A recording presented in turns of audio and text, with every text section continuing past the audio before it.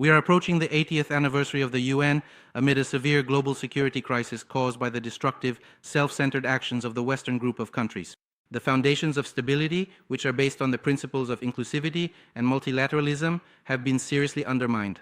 There has been a profound deterioration in relations among the 5 permanent members of the UN Security Council, who are also de jure nuclear powers and bear a special responsibility for maintaining international peace and security. This has led to an increase in strategic risks fraught with the danger of direct military clashes between the nuclear 5 countries. Recently, the principle of non-use of force and the threat of force has been repeatedly violated. The illegal use of force by Israel against the Palestinians, as well as aggressive actions against Iran, Qatar, Yemen, Lebanon, Syria, and Iraq, threaten to ignite the entire Middle East. Despite noticeable adjustments in Washington's approaches under the new administration, provocative impulses still emanate from Western states, which could lead to further escalation of the Ukrainian crisis.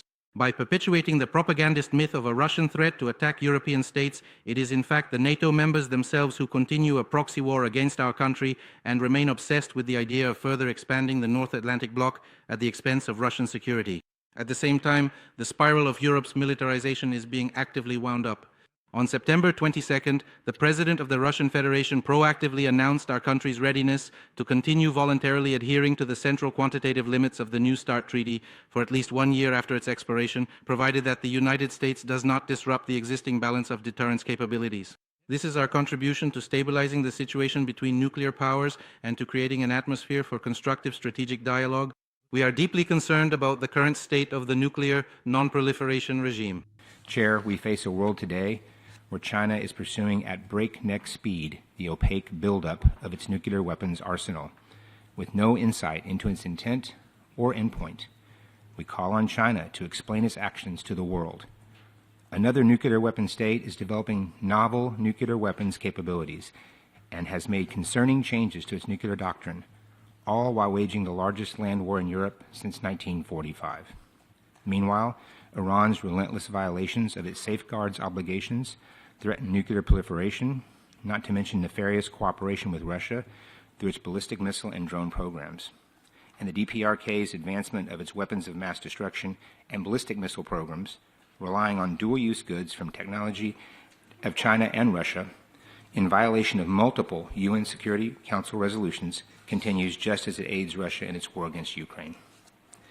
Many of these threats are directed towards the United States. All of them threaten global peace and security.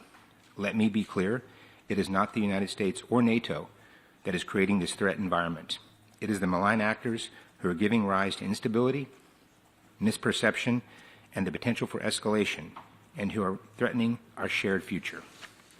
In this environment, the United States and its allies will strengthen our collective defense to establish the conditions under which real progress can be made, advancing peace through strength. The use of explosive weapons in populated areas must be banned, and illicit arms transfer must be prevented. It is time to follow up on the outcomes of the REFCON 4 of the Program of Actions of the Small Arms and Light Weapons, and to prepare ourselves to achieve concrete results at the 2027 meeting of states of the Global Framework for Ammunition. Pakistan stands ready for a composite, comprehensive and result-oriented dialogue with India on all outstanding issues, including the Jammu and Kashmir dispute, in accordance with UN Security Council resolutions. Our proposal on a strategic restraint regime in the region for avoidance of a mutually debilitating arms race also remains on the table. Chair, at the global scale, we continue to witness modernization of nuclear arsenals, development of destabilizing technologies, and weaponization of new domains. The arms control architecture is being systematically dismantled, with now even the last remaining bilateral arms control agreement set to expire early next year. Our willingness to participate in dialogues aimed at reducing strategic risks has not changed. No peace-loving country will be threatened by China's nuclear weapons, and any country that does not use or threaten to use nuclear weapons against China will also not be threatened by China's nuclear weapons.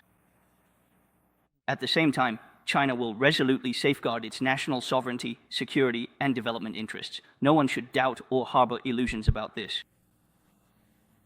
Certain non-nuclear weapon states that participate in NATO's nuclear sharing arrangements are not qualified to criticize China's nuclear policy.